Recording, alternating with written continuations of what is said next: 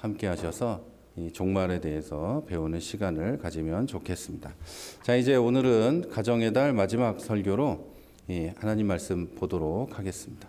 마태복음 7장 11절, 마태복음 7장 11절 말씀을 함께 보겠습니다. 시작. 너희가 악한 자라도 좋은 것으로 자식에게 줄 알거늘 하물며 하늘에 계신 너희 아버지께서 구하는 자에게 좋은 것으로 주지 아니하겠느냐. 아멘. 네, 오늘은 지난 시간에 이어서 자녀들이 하나님을 사랑하도록 돕는 방법, 자녀들이 하나님을 사랑하도록 돕는 방법 두 번째 말씀을 나누려고 합니다. 오늘 이제 말씀을 지난번에 안 들으시고 오늘만 들으시는 분은 또 나중에 시간 내셔서 지난번 설교도 같이 들어주시면 좋겠습니다. 자, 부모님이라면 아이가 태어나는 순간 또는 아이를 갖게 되는 순간부터 자녀에게 최고의 것을 주려고 합니다. 뱃속에 아기가 있을 때도 아직 태어나지도 않은 아기한테 뭘 사줘야 되나, 뭘 입혀야 되나 이런 생각을 계속하죠. 그리고 과학적으로는 증명된 바가 없지만 뱃속에 있는 애한테 노래도 불러주고 음악도 들려주고 평소에는 트로트만 듣던 사람이 갑자기 클래식을 듣고 뭔지도 모르는 음악도 들으며 좋은 것도 먹고 하면서 애를 키우기 시작합니다. 그리고 태어나게 되면 내가 할 수 있는 최선의 것으로 좋은 옷을 입히고 어울리는 신발을 사주고 맛있는 음식도 먹이고 때로는 좋은 곳에 여행을 데리고 가기도 합니다. 데려가면 뭐예요? 아무 기억이 없는데 초등학생까지는 나중에 커도 아무 기억이 없어요. 그런데도 무작정 데리고 갑니다. 제 친구 목사님은 제가 체코에 있을 때 1학년짜리 애를 데리고 왔어요. 아무 기억이 없어요. 지금 중학생이 됐는데 걔는 그냥 다녀온 것만 기억이 나고 거기서 먹었던 수제 햄버거 맛만 기억이 나지 아무런 기억이 없습니다. 그런데도 우리는 아이들을 데리고 어딘가에 데리고 가려고 하고 박물관도 데리고 가고 고궁에도 데리고 가고 별의별 걸 다 합니다. 왜 그럴까요? 우리가 자녀들이 행복하길 바라기 때문이죠. 행복하고 기쁘게 되고 많은 것을 알게 되고 그래서 세상에서 뒤떨어지지 않고 좋은 어른이 되기를 바라기 때문에 우리는 그게 행복이라고 생각하기 때문에 아이들을 그렇게 키웁니다. 하지만 이렇게 우리가 좋은 의도로 자녀에게 주는 우리 생각에 최고와 최선의 것들이 때때로 자녀에게 해가 될 수도 있습니다. 좋은 부모님도 때때로 자녀에게 당장의 기쁨과 행복을 주기 위해서 먼 미래에 또는 내일의 기쁨과 행복을 놓치게 하고 만다는 것이죠. 좋은 의도로 하는 거예요. 선한 의도로. 정말 사랑하기 때문에 하지만 놓칠 때가 있죠. 기독교인 부모님도 다르지 않습니다. 마태복음 7장 11절 오늘 본문에서 예수님은 너희가 악한 자라도 좋은 것으로 자식에게 줄 안다 이렇게 얘기를 하죠. 여러분, 우리도 이 말씀대로 더 좋은 것으로 자녀에게 주려고 합니다. 좋은 거 주려고 하고 좋은 거 입히려고 하고 자녀가 장성했든 그렇지 않든 어쨌든 최고의 것을 주려고 하죠. 그러나 정말 최고의 것을 주고 있는지를 한번 돌아봐야 합니다. 아이에게 좋은 옷을 입히고 좋은 공부를 시켜주고 좋은 신발을 신겨주고 좋은 핸드폰도 사주고 학교에 갈 때 기죽지 않게 별의별 걸 다 해주지만 정말 우리가 기독교인 부모로서 자녀에게 줄 수 있는 최고의 것을 주고 있는지 우리가 돌아봐야 하는 것이죠. 우리가 줄 수 있는 최선과 최고의 것은 무엇일까요? 하나님을 믿고 사랑하는 신앙입니다. 여러분이 지금 그렇게 하나님을 사랑하는 것처럼 내 자녀가 하나님을 사랑하고 섬길 수 있도록 해주는 것이 바로 우리가 줄 수 있는 가장 큰 선물입니다. 요즘 세상이 많이 변해서 그걸 강요라고 생각하는 어떻게 그걸 강요하느냐 이러는데 제 말은 강요하라는 게 아니고 옷 사주듯이 신발 사주듯이 선물로 줘야 한다는 거죠. 왜냐하면 우리가 줄 수 있는 최고의 것이 그거니까요. 여기 계신 분들 중에 재산이 한 100억쯤 있어서 나는 예수 안 믿어도 얘가 100억쯤 주면 알아서 하겠지 이런 분도 없잖아요. 있는가? 아니라고 하는 분이 안 계시네. 몰랐네요. 우리가 한번 생각을 해봐야 돼요. 그래서 우리는 자녀가 당장의 기쁨에 취하게 하지 말고 먼 미래의 기쁨을 준비하는 신앙을 심어줘야 합니다. 이게 당장 어떤 도움이 되겠냐고 하시는 분도 있겠지만 자녀들이 겪어야 하는 세상은 지금 여러분이 겪은 세상보다 더 험하고 악합니다. 우리 부모님 세대가 겪은 세상보다 우리가 겪은 세상이 더 악하고 우리보다 한 세대 아래가 겪는 세상이 악하고 지금 우리 애들이 겪어야 되는 세상은 더 훨씬 악합니다. 우리 때는 정말 상상도 할 수 없는 흉악한 범죄가 지금은 범죄가 아닌 게 되어 있습니다. 알죠, 여러분? 그런 게 너무너무 많아요. 그런데 여러분, 우리 자녀들의 세대에는 더 많은 일들이 일어날 거예요. 그런데 우리 아이들에게 그리스도인의 삶과 하나님을 사랑하는 삶을 심어주지 않으면 아이들이 어떻게 될지는 여러분이 불보듯 뻔한 일이에요. 그런데 그 아이들에게 기독교 신앙을 심어주지 않고 공부나 열심히 해라, 건강하게만 자라다오, 이래서는 안 된다는 거예요. 자, 여러분, 그런 세상에서 하나님을 더욱 사랑하고 미래의 소망을 갖게 하는 것은 우리 자녀들의 삶과 인생 전체를 지키는 방패와 요새가 됩니다. 하나님의 전신갑주를 입게 하고 그 전신갑주로 이 세상의 악한 유혹과 악한 핍박들을 이겨낼 수 있는 그것들을 우리가 줄 수 있다는 거죠. 기독교인이라서 미래의 소망이 있기 때문에 삶을 포기하지 않고 지켜내는 청년들이 얼마나 많은지 몰라요. 저는 여러분이 들어볼까 아시죠? 들어볼까? 여러분 명함도 다 만들어 드렸는데 집에 있겠죠. 들어볼까에 나오는 연예인들 얘기를 한번 들어보시면 좋겠어요. 인생이 얼마나 망가졌었다가 예수를 믿게 되는지. 그 사람들의 삶이 지금도 제가 볼 때는 만족스럽지 않습니다. 그러나 그 이전에는 얼마나 흉악한 인간이었기에 이 사람이 지금 그 모양인데도 그렇게 간증하는가를 여러분이 보시면 좋겠어요. 그게 얼마나 놀라운 일이 그런 사람들에게 일어났었는지를 봐야 돼요. 여러분, 만약에 그들에게 예수님이 어렸을 때 심어졌다면, 청년의 때에 심어졌다면 얼마나 귀한 인생을 살았을지 우리가 짐작할 수도 없어요. 그러니까 여러분, 아직 한 살이라도 젊을 때 우리 자녀들에게 예수 그리스도를 심어줘야 합니다. 저는 우리 어른들이 자녀들에게 이 소망을 갖도록 해야 한다고 믿습니다. 내 인생을 포기해버리고 싶을 때, 내 인생이 아무 쓸모없다고 느낄 때 하나님의 사랑을 느끼고 미래에 대한 소망을 갖게 하는 건 오직 여러분 우리 기독교 신앙밖에 없어요.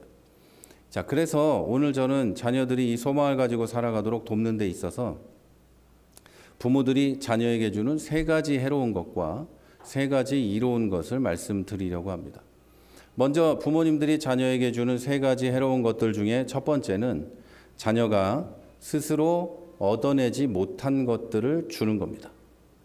여러분, 대형마트에 가면 바닥에 누워서 발을 동동거리면서 바닥을 청소하는 애들을 종종 볼 수 있습니다.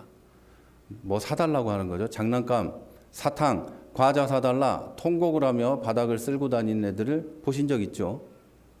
없어요? 종종 있어요. 요즘에도 종종 있어요. 그런 부모님은 너무 시끄러우니까 애를 창피하기도 하고 뭐 어떻게 할 수가 없어요. 그래서 그냥 데리고 가서 사줘 버립니다. 집에서 그러면 뭐 혼낼 수 있지만 마트 같은 데서 그러면 방법이 없는 거예요.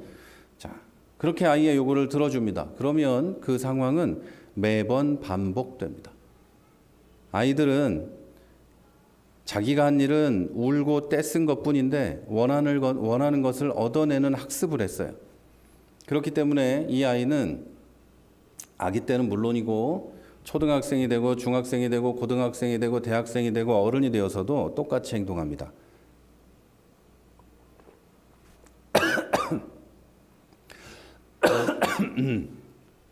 어른이 되어서도 때를 쓰면 얻을 수 있다고 생각해요. 여자이면 이제 자라면서 이제 남자친구한테 때 쓰면 얻을 수 있다고 생각하고, 남자이면 여자친구한테 때 쓰면 얻을 수 있다고 생각하고, 이러면서 때를 쓰는 짓을 계속 하게 되죠. 그런데 이렇게 성인이 되어서도 만약에 때를 쓰는데도 얻지 못하면 어떤 반응을 할까요? 분노하고 견디지 못해하고 때로는 패배감에 빠집니다. 때를 써서 다 얻어내던 어린 시절이 있었는데 때를 써도 아무것도 얻어내지 못하면 도대체 얘는 뭘 해야 돼요? 그렇죠?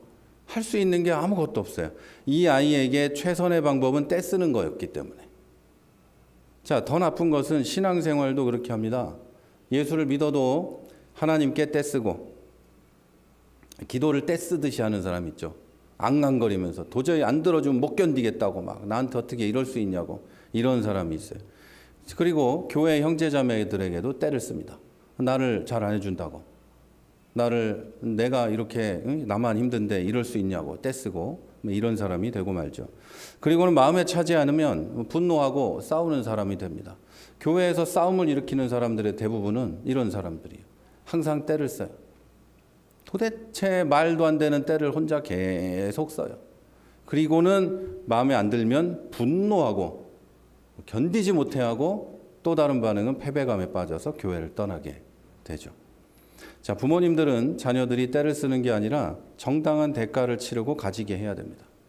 게임을 하고 싶으면 책을 읽게 하거나 공부를 하거나 자기 방을 치운 뒤에 게임을 해야 하는 겁니다. 당연한 거예요. 안 하면 좋지만 안 하는 애가 어디 있어요? 이미 한번 하고 나면 안 할 수가 없는 거기 때문에 아이가 만약에 게임을 하고 싶다면 당연히 자기 할 일을 한 뒤에 해야 합니다. 과자를 먹고 싶으면 어떻게 해야 되죠? 밥을 먹고 난 뒤에 먹어야죠. 당연한 거죠. 자, 텔레비전을 보고 싶으면 어떻게 해야 되죠? 열심히 봐라. TV 안에 진리가 있다. 그것을 믿고 의지하도록 해라. 이래야 되나요? 그게 아니죠. 자기 할 일을 다 하고 할 수 있는 일과를 다 마친 후에 TV를 잠깐 봐야 되는 거죠. 안 보면 제일 좋지만. 여러분, 단지 운다고 슬퍼한다고 해주면 안 되는 겁니다. 아이를 사랑하면 사랑할수록 지금 당장의 행복이나 나의 부모의 당장의 편안함을 위해서 해주면 안 되는 겁니다. 여러분, 식당 같은 데 가서 가장 슬픈 게 뭔지 아세요? 부모님 밥 먹는 동안 혼자 핸드폰 보고 있는 애. 이게 얼마나 걔한테 안 좋은 건지 아십니까? 애 인생을 망치는 거예요. 인생을 망치는 거. 부모와 같이 밥을 먹는 식탁 예절도 못 배우고 혼자 TV나 보고 있는 거기 앉아서 애들은 뽀로로 좀 더 크면 뭐 이상한 이 동영상이나 보고서 이러고 앉아 있는 거예요. 눈에 초점이 하나도 없어요. 그렇게 아이를 스마트폰에 자동으로 중독을 시키고 있는 거예요. 여러분, 유치원 다니는 애들만 그런 게 아니죠. 식당에 가서 보면 갓 태어난 애들도 그 시트에 앉아가지고 그거 보고 있어요. 이러고. 여러분, 아이 인생을 그렇게 망쳐서는 안 됩니다. 어떻게든 먹이고 가만히 있게 못하면 안아주고라도 해서 밥을 먹여야 되는 거지 절대로 그렇게 해서는 안 되는 거죠. 자, 여기까지 들으면 요즘 세상이 어떻게 그렇게 하냐고 얘기하실 수도 있죠. 그렇게 하면 조금만 크면 부모에게 반항하고 울고 불고 난리가 난다고 생각할 수도 있죠. 자, 분명한 건 부모는 아이를 양육하는 사람입니다. 아이는 부모의 친구가 아닙니다. 아이는 부모의 인생의 동반자도 아닙니다. 하나님이 그리스도인의 가정에 자녀를 보내서 그 자녀를 잘 키우라고 하신 거예요. 자, 부모님은 아이들이 독립해서 훌륭한 인격체로 살아가게 할 책임이 있는 사람이죠. 아이들의 친구가 아니에요. 그렇다면 아이들에게 감사하는 마음과 정당한 대가를 가르쳐야 하는 것은 부모의 책임입니다.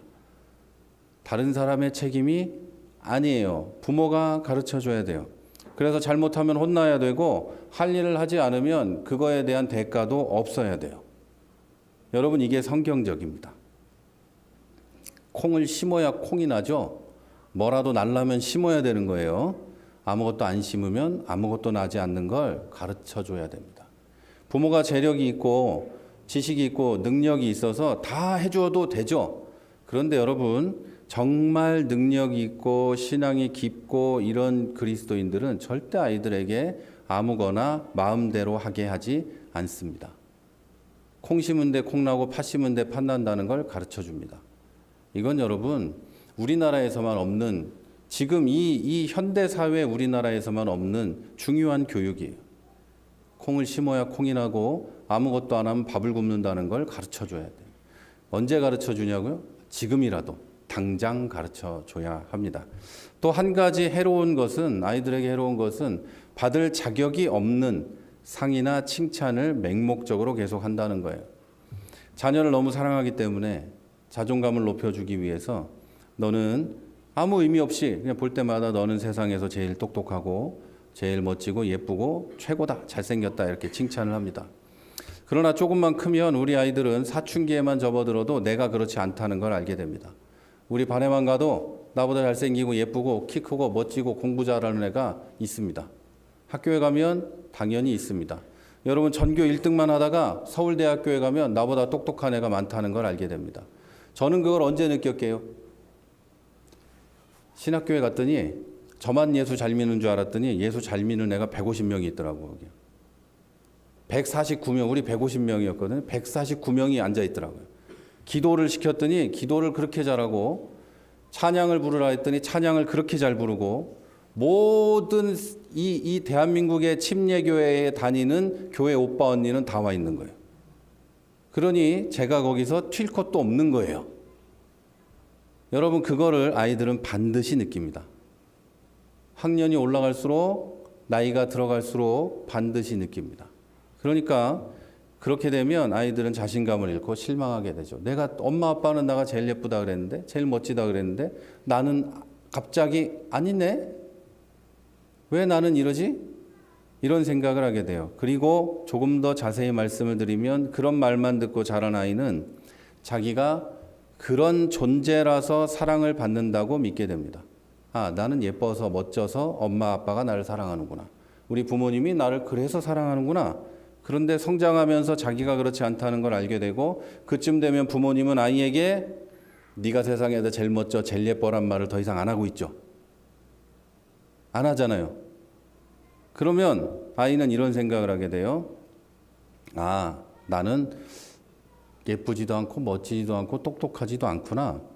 그래서 내가 사랑받지 못하는구나. 이런 생각을 하게 돼요. 그리고 예뻐지려고, 멋져지려고 노력을 하죠. 그리고 두려움을 가지고 살게 돼요. 아, 아빠 엄마가, 내 주변에 있는 사람들이 나를 내가 이래서 사랑하지 않는구나. 잘못해서 혼내는 건데 아이는, 아, 내가 예쁘지 않고 엄마 아빠 마음에 들 만큼 멋지지 않아서, 똑똑하지 않아서 사랑하지 않는구나. 이런 생각을 하게 되죠. 이게 자신감을 빼앗고 불안하게 만듭니다.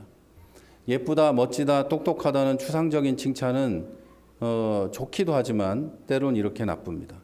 그래서 실제적인 과정을 칭찬해야 돼요. 아이들이 예쁠 때도 있고 멋질 때도 있죠. 예쁘게 뭘 하면 예쁘다고 해야 돼요. 네가 이렇게 해서 예쁘구나. 자, 예를 들어서 시험을 잘 봤으면 이렇게 이 많은 사람들이 가르쳐요. 이제 시험 잘 봤다. 그걸로 하나님이 기뻐하시겠다. 아, 이거 공무원 시험에 합격했구나. 네 하나님이 그것 때문에 영광 받으실 거야. 이렇게 얘기하죠. 그게 아니죠. 여러분, 그러면 공무원 시험이나 어떤 고시에 떨어지면 걔는 하나님이 안 사랑하나요?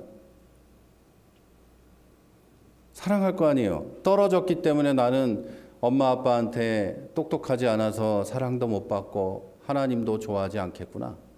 이런 생각을 하게 될 거 아니에요. 그래서 여러분, 시험 잘 봐서 하나님께 영광 돌리세요. 이 말은 시험 못 본 사람에겐 비수처럼 꽂히는 거예요.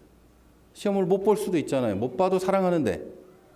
그러면 여러분, 이런 말은 또 어때요? 여러분, 이 어른들이시니까 얘기해요. 여러분, 술, 담배를 끊어서 하나님께 영광 돌립시다. 막 이러면 계속 지금도 열심히 하고 있는 사람은 하나님이 안 사랑해요? 여러분, 이 말이 무슨 말이냐면, 시험을 잘 봤다면 그 결과를 얻을 때까지 그 아이가 했던 노력과, 그 노력과 애씀으로 하나님을 믿는 사람의 모범을 보인 것을 칭찬해야 됩니다. 자, 너 이제 시험을 잘 봤구나. 이 과정에서 너는 하나님 믿는 사람으로서 열심히 했어. 그리고 하나님이 세상에 보내준 목적대로 최선을 다했어. 자, 정말 잘했다. 하나님이 기뻐하실 거야. 이렇게 칭찬을 해야죠. 자, 여러분, 이것은 이 경쟁사회에서 다른 사람보다 잘했다, 다른 사람 위에 올라섰다고 칭찬하기보다 하나님을 기쁘시게 할 만한 태도와 열심을 칭찬해야 된다는 뜻입니다. 실제로 하나님은 무슨 일을 하든지 그 결과가 어떻든지 하나님께 하는 자세, 하나님께 하듯이 하는 자세를 기뻐하시지 결과가 1등이었다고 기뻐하시는 것은 아니기 때문입니다. 여러분도 온 세상에서 1등은 아니잖아요. 그러면 여러분은 하나님이 안 기뻐하시나? 여러분이 있는 것 자체로, 하나님을 사랑하는 것 자체로, 예배드리는 것 자체로 하나님은 기뻐하십니다. 때로는 교회 와가지고 힘든 얼굴로 앉아 있을 수도 있고, 때로는 오는 길이 어려울 수도 있고, 그럴 수도 있죠. 그러나 하나님은 그래도 여기 와서 하나님께 예배하고 하나님을 찬양하고 하나님 앞에 와 있는 것 자체를 기뻐하시지 절대 여기 제일 먼저 왔다고 1등으로 왔다고 기뻐하시는 건 아니에요. 여러분 그걸 아셔야 되는 거죠. 여러분의 자녀가 부모님께 찾아오면서 맨손으로 왔다고 빈손으로 왔다고 이놈의 자식이 빈손으로 왔네 이놈 하면서 내쫓을 부모는 없는 거예요. 멀리 가 있던 자녀가 온 것만으로 기쁘죠. 아닌가? 제가 아직 우리 애가 멀리 안 나가서 모르는가요? 자, 여러분 그렇게 생각을 하잖아요. 대부분 부모는. 그런데 그걸 두고 하나님은 안 그럴 거라고 생각해서는 안 되고 내 자녀에게도 과정을 축복해주고 과정을 칭찬해줘야 합니다. 열심히 했는데 10등 할 수도 있겠죠. 반에 15명인데 뭐 그럴 수도 있겠죠. 뭐 그렇다고 애가 잘못한 건 아니잖아요. 다른 애들이 공부를 잘하는 거지. 열심히 한 거에 대해서 칭찬해주고 인정해주고 하면 언젠가 아이도 잘할 수 있어요. 여러분 공부 머리는 나중에 트일 수도 있어요. 여러분 잘 모르시겠지만 지금 신학교에는 머리 나쁜 애들이 모여 있어요. 그런데 걔들이 머리 나빴던 건 중고등학교 때까지. 나중에 대학생이 되고 대학원에 가고 이제 학위 과정들을 하면서 정말 머리가 트여서 세상에 좋은 훌륭한 박사님, 석학들이 될 수도 있는 거예요. 어려서 공부하는 법을 몰랐을 수도 있고. 그러니 지금 공부 못한다, 지금 운동 못한다고 자꾸 그렇게 너는 다른 길을 생각해 보는 게 어떻겠니? 이럴 필요도 없어요. 아이들을 사랑하시고 아이들을 인정하시고 과정을 돌아보시면서 잘 커가기를 하나님 안에서 커가길 기대하시면 됩니다. 자, 우리가 자녀에게 주는 세 번째로 온 것은 자녀가 감당할 수 없는 자유를 주는 겁니다. 자, 요즘 부모님들은 과잉 보호를 할 때가 많아요. 그런데 놀랍게도 갑자기 너무나 큰 자유를 주기도 합니다. 초등학교 아이들에게 차 조심해라, 사람 조심해라, 길거리 조심해라. 중고등학교 아이들에게도 너는 정말 조심해야 된다. 대학생에게도 정말 조심해야 된다. 그러면 안 된다. 조심해라, 조심해라. 이렇게 귀가 닳도록 말하면서 한편으로는 너무 어릴 때 스마트폰이나 컴퓨터를 마음대로 쓰게 합니다. 마음대로. 자, 이제 너는 중학생이 됐으니 이 모든 것을 컨트롤할 수 있겠지. 엄마 아빠는 너를 믿어. 알아서 할 수 있지? 그러면서 놔버립니다. 이제 이 말은 무슨 말이냐면 이제 다 컸으니까 네 마음대로 해. 네가 하고 싶은 거 다 마음대로 해. 이렇게 얘기하죠. 여러분 중학생이 자기 하고 싶은 걸 마음대로 해도 되는 나이입니까? 고등학생은요? 아니죠. 그럼 대학생은요? 당연히 아니죠. 당연히 아니에요. 세상에 어떤 일이 일어나는데요? 당연히 아니에요. 그런데 스마트폰이나 컴퓨터는 마음대로 해. 너 괜찮아. 난 너를 믿어. 이렇게 얘기하죠. 자, 여러분 그 물건들로 할 수 있는 일은 굉장히 많이 있습니다. 세상이 많이 바뀌어서 스마트폰 하나로 굉장히 많은 일을 할 수 있어요. 그러나 저는 몇 년 전까지 스마트폰으로 하던 일을 지금은 못합니다. 세상은 좋아졌는데 안 보여요. 더 커져야 돼. 어쩔 수 없어요. 보이질 않아서 일을 할 수가 없어요. 그런데 여러분 아이들에게 이걸로 뭐든지 할 수 있다고 다 해라고 해요. 그런데 여러분 정말 좋은 일이 일어날 수 있고 많은 걸 할 수 있는 게 스마트폰이고 컴퓨터지만 보지 말아야 될 거, 하지 말아야 될 것도 그 안에 많이 있습니다. 여러분이 생각하는 것보다 아이들은 나쁜 짓에 똑똑합니다. 정확히 아셔야 돼요. 생각하는 것 이상으로 우리 아이들은 나쁜 일 하는 거에는 발이 빠릅니다. 굉장히 눈도 빠르고 손도 빠릅니다. 여러분이 발견했을 땐 이미 늦어요. 여러분이 모르는 것도 너무나 많이 있어요. 여러분 아는 것만 얘기해 볼까요? 틱톡이나 인스타그램을 보면 아이들이 뭘 보고 있을까요? 화려한 다른 사람의 삶. 거의 나체로 사진을 찍고 있는 남자와 여자들. 그것만 올라오죠. 그래야 조회수가 올라가니까. 자기 살 뺀 거를 왜 사진을 찍고 올리는 거예요? 옷을 벗고. 남자 여자들이 다. 도무지 이해할 수가 없는 그런 일을 어른들이 보면 싫으면 싫다고 하고 좋으면 좋다고 하겠죠. 어른들은. 그러나 아이들은 이것이 옳은 건가? 사람들이 좋아하니까 이게 좋은 건가? 이렇게 생각을 하죠. 그래서 날씬하고 삐쩍 마르면 좋은 거야. 이렇게 생각을 하고 좋은 음식을 먹고 좋은 옷을 입고 좋은 데 가면 그게 옳은 거야. 이런 판단을 하게 되죠. 근데 우리 집을 돌아보니까 우리 엄마 아빠도 살이 많고 나도 많고 상태가 많이 안 좋고 나는 힘든 것 같고 이런 생각을 하게 되면 아이들은 어떻게 될까요? 벌써 초등학생인데 우울증에 빠지고 도대체 우리 집은 왜 이러냐며 부모님을 원망하고 나는 왜 이게 없냐며 슬퍼하죠. 여러분 유튜브 쇼츠를 보면서 하루 종일 시간을 보내요. 눈에 초점이 안 맞은 상태로. 아이들이 그래요. 여러분 길거리에 아이들이 핸드폰 들고 스마트폰 보면서 계속 이러고 걸어다니는 거 보시나요? 부모님들이 아이들에게 길 건너갈 때 조심하라고 하지만 아이들은 길 건너갈 때 조심하면서 스마트폰을 봅니다. 계속 보고 걸어다녀요. 얼마나 위험한지 몰라요. 우리 어릴 때, 제가 어렸을 때 TV에서 나오는 영상 매체는 TV밖에 없었으니까요. TV에서 나오는 가장 유해한 방송은 가요 톱10이었어요. 가요 톱10이 완전 유해 매체였어요. 그 당시에는. 애들이 보면 안 되는.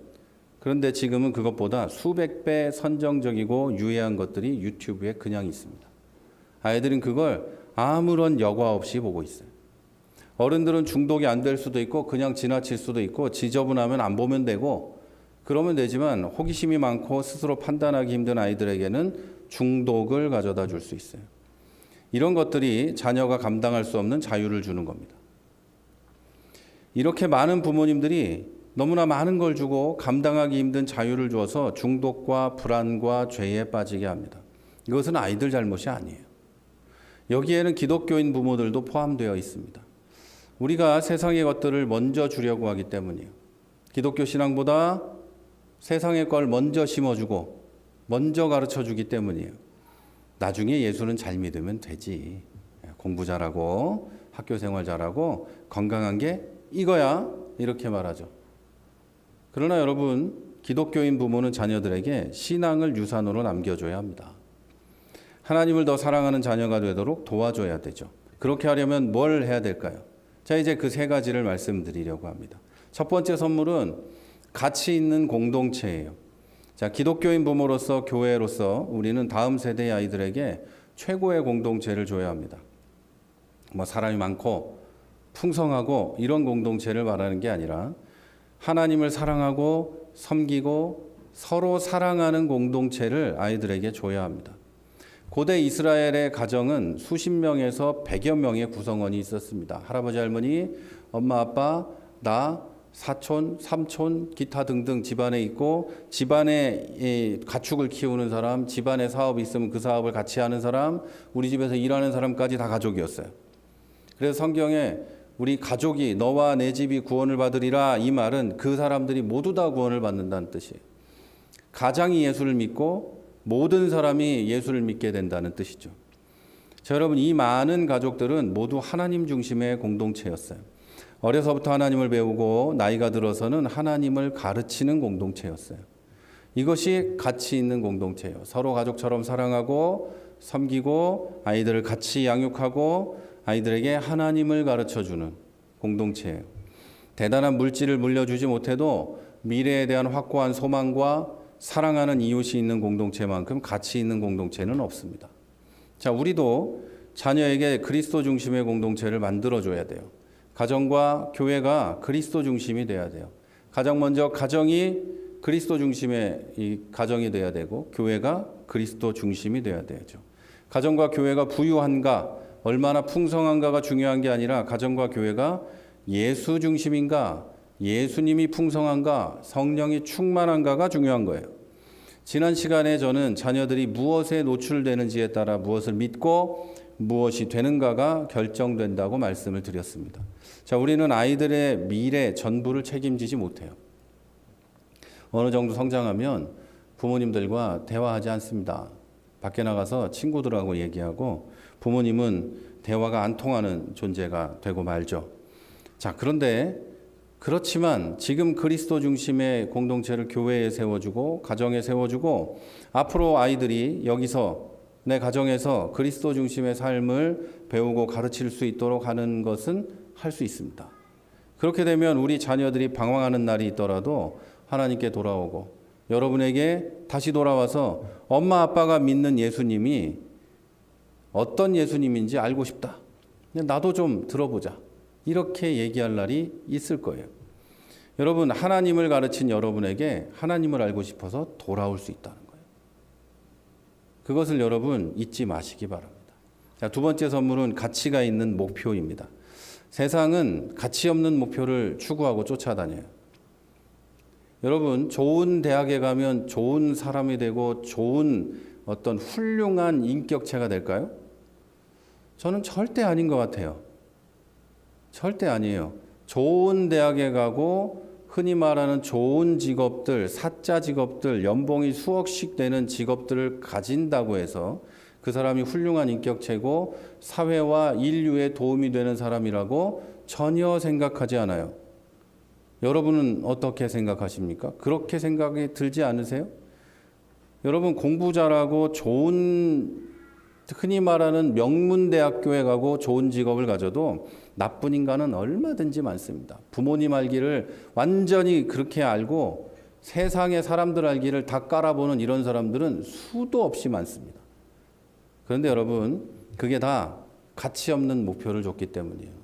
물질적인 가치가 있고 눈에 보이는 가치가 있지만 진짜 가치 있는 걸 아이들에게 심어주지 않았기 때문에 어렸을 때 유치원 때부터 의대 가는 유치원을 보내고 학원에 보내서 의대 보내면 뭐하냐는 말이죠. 아무 의미가 없어요. 그 아이 인생에. 그것만 쫓아다니는 거예요. 성공하는 거, 돈 버는 거, 사람들을 돈으로 보고 이런 사람으로 만들고 마는 거예요. 여러분, 기독교인 부모님들이 자녀에게 줄 수 있는 가장 고귀한 목표는 마음과 뜻과 힘을 다해서 하나님을 사랑하고 내 이웃을 내 몸과 같이 사랑하게 만드는 거예요. 이렇게 이 목표를 가지게, 어떻게 이 목표를 가지게 하고 이루게 할 수 있을까요?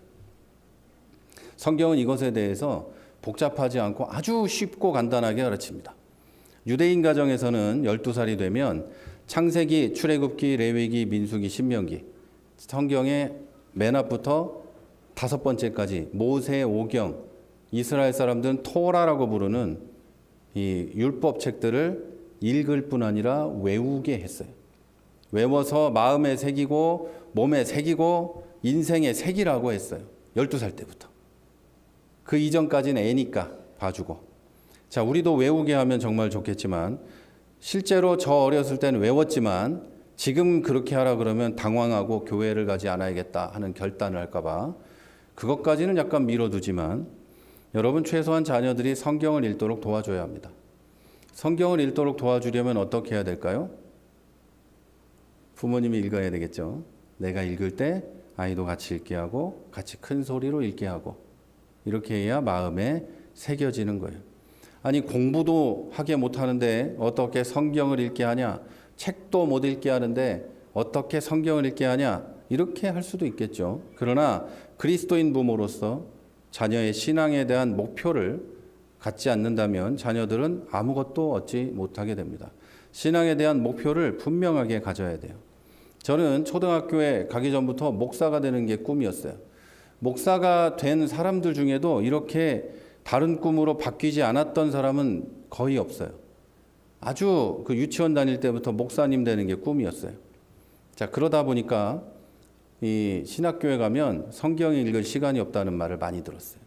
1학년 때는 지금 안 읽으면 나중에는 성경을 못 읽는다. 2학년 때도, 3학년 때도, 4학년 때도. 전도사가 되니까 이제 전도사로 일하면서는 성경을 읽을 시간이 없다. 파트타임일 때는 파트타임이라 읽을 시간이 지금은 있는 거다. 나중에 목사가 되니까 담임 목사가 되면 성경 읽을 시간이 더 없다는 말을 계속 들었어요. 세상에 신학생, 전도사, 목사도 성경 읽을 시간이 없다는데 나중에 그냥 일반 대학교에 가고 중고등학교에 가고 그냥 직장을 가지면 얼마나 성경 읽을 시간이 없겠습니까? 여러분, 성경 읽을 시간이 많으세요? 별로 없죠? 거의 없죠?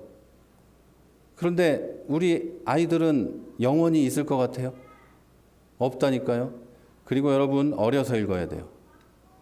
왜 어려서 읽어야 되냐면 어려서 읽은 게 기억에 남습니다. 우리 신학교 다닐 때 성서종합고사라는 게 있었어요. 졸업하려면 졸업고사예요. 성경을 창세기부터 요한계시록까지 시험을 봅니다. 그 시험을 볼 때 주일학교를 잘 나온 애는 공부 안 해도 붙는 거고, 주일학교를 건너뛰고 중고등학교 때부터 간 애들은 성경을 공부해야지 시험을 붙는 거였어요.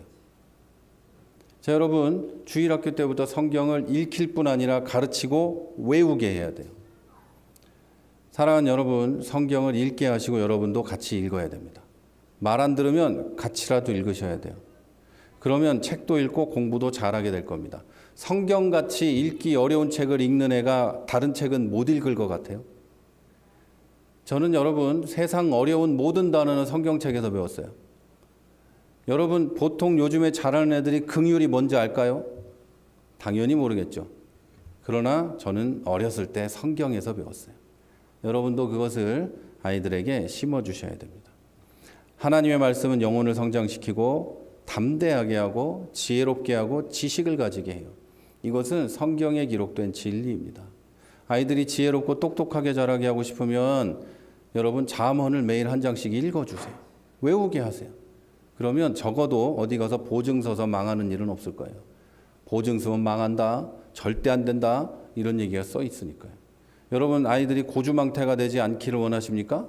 성경에는 술 먹지 말란 말이 곳곳에 써 있어요. 술 취하지 말라 이는 방탕한 것이고 모든 나쁜 짓이 술 먹고 나서 일어난다 등등 쭉 써 있어요. 안 읽어주니까 나쁜 짓을 열심히 하는 거예요. 자, 여러분, 마지막 세 번째로 우리는 가치가 있는 믿음을 줘야 됩니다. 세상에는 가치 없는 믿음들이 너무나 많이 있습니다. 아주 이상한 것들도 믿게 해요. 기독교는 전수의 종교입니다. 부모님이 하나님의 진리를 자녀에게 전달해 주는 거예요. 부모님들은 자녀와 하나님, 신앙, 성경, 영적인 것들에 대해서 더 자주 대화해야 합니다. 신앙과 사랑하는 것과 교회와 이런 거에 대해서 자주 설명해 주고 자주 이야기해 줘야 돼요. 가정에서 이런 대화가 일상적이고 자연스러운 부분이 돼야 되죠. 처음에는 자녀들이 여러분의 신앙을 모방하게 하고 성장하면서 자기만의 신앙을 가지도록 도와줘야 합니다. 교회 공동체 안에서 성경을 읽고 배우고 부모님들께 신앙의 삶과 자세를 배우고 결국은 독립된 성인, 독립된 신앙인으로 양육해야 한다는 거죠. 이걸 안 하면 여러분, 하나님께서 나에게 맡긴 자녀에 대한 직무유기입니다.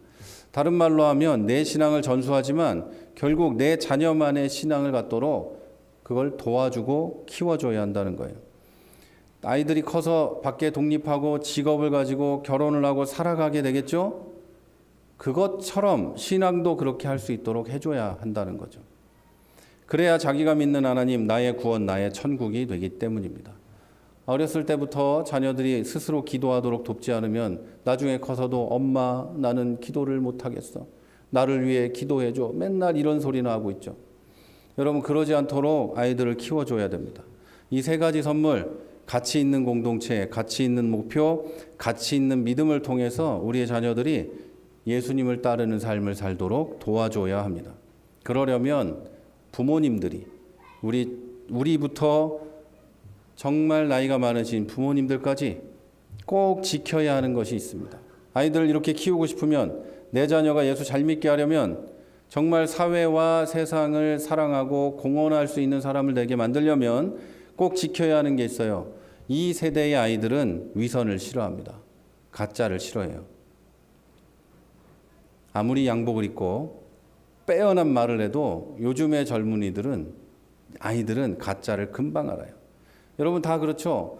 애들은 자기를 좋아하나 싫어하나 다 안다. 그것만 알 것 같아요. 애들은 진짜인지 가짜인지도 금방 압니다. 우리 엄마 아빠가 진짜 예수님을 믿는지, 우리 엄마 아빠가 정말 똑똑한지 금방 알아요. 건넘는 지식으로 계속 설명하다가 진짜 중요한 걸 물어보면 모르겠네, 기도해보자. 이러면 아이는 그때부터 부모님에게 질문하지 않습니다. 아, 모르는구나. 인터넷에서 찾아봐야겠구나. 이런 생각을 하게 되죠. 그리고 교회 와요. 교회 와서 목사님이나 전도사님에게 이건 뭐예요? 물어보죠. 기도해보자. 모르는구나. 내가 알아서 해야겠구나. 친구들에게 가서 물어보면 친구 말은 진짜 같아요.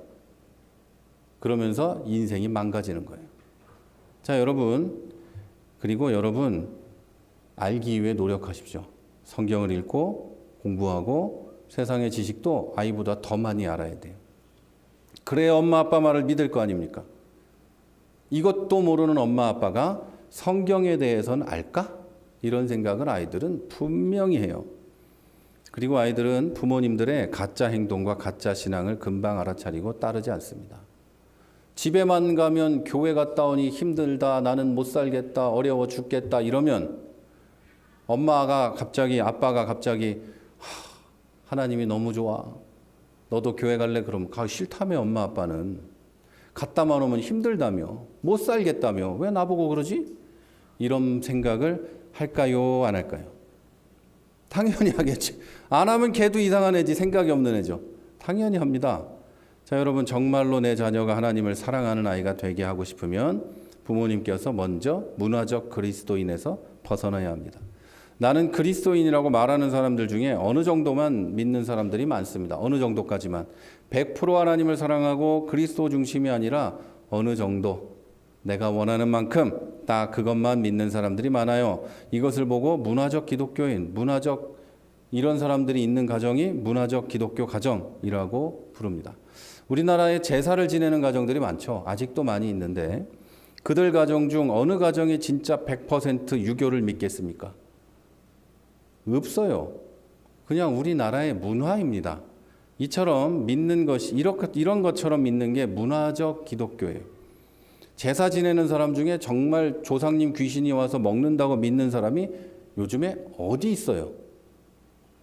있나? 전 없는 것 같은데. 애들은 적어도 안 믿을 거예요. 자, 여러분, 우리가 되어야 하는 건 그리스도 중심의 가족이지 그리스도를 믿는 문화적 가정이 아니에요.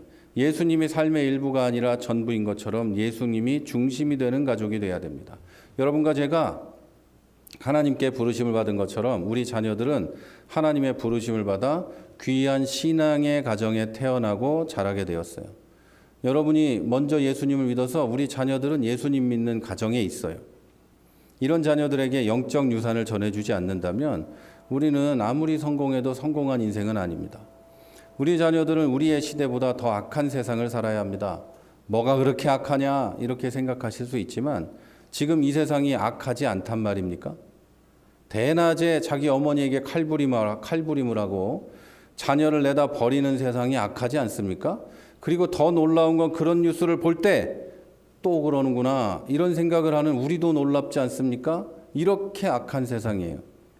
지금 성인이 된 자녀들도 이제 자라나는 자녀들도 다 우리의 세대보다 더 악한 세상에서 고군분투해야 돼요. 예수 믿는 사람으로 혼자 선하게 정말 고고한 어떤 존재처럼 살아가야 돼요. 자, 이 아이들에게 그리스도를 통해서 이길 수 있다는, 예수님을 통해서 모든 걸 할 수 있다는 믿음을 심어줘야 하죠. 그렇지 않으면 그 악하고 험한 세상에 타협하고 넘어가고 하고 말 거예요. 자, 모두를 평안하기 위해서 내가 잠시 그리스도인 신앙을 오늘만 1시간만 내려놓을게요. 못할 것 같아요? 다 합니다. 여러분 모두 다 평안하기 위해 내가 잠시 나만 아닌 척하면 되는데 왜 그거를 안 하겠어요? 하죠. 그런데 여러분 이 신앙이 있는 사람 그리스도를 통해 모든 것을 이길 수 있고 합력하여 선을 이룬다는 믿음이 있는 사람은 그러지 않습니다. 모두 다 힘들어져도 내가 기독교인인 이 정체성과 나의 신앙은 지키겠다고 합니다. 여러분 갑자기 소프트웨어를 업데이트하라고 해서 빨리 끝내라고 다 끝났습니다. 자, 여러분 그리스도를 통해서 이길 수 있다는 믿음 꼭 심어주셔야 합니다. 세상의 유혹과 시험이 아이들을 삼키려고 할 때, 우리의 자녀를 삼키려고 할 때 구원의 투구, 의의 흉배, 믿음의 방패, 진리의 허리띠, 말씀의 검을 줘야 합니다. 그리고 흔들리지 않는 복음 위에 세워줘야 합니다. 물론 우리가 주는 건 완전하지 않겠죠. 목사인 제가 주는 것도 불완전하겠죠. 그러나 우리는 애쓰고 힘을 써야 됩니다.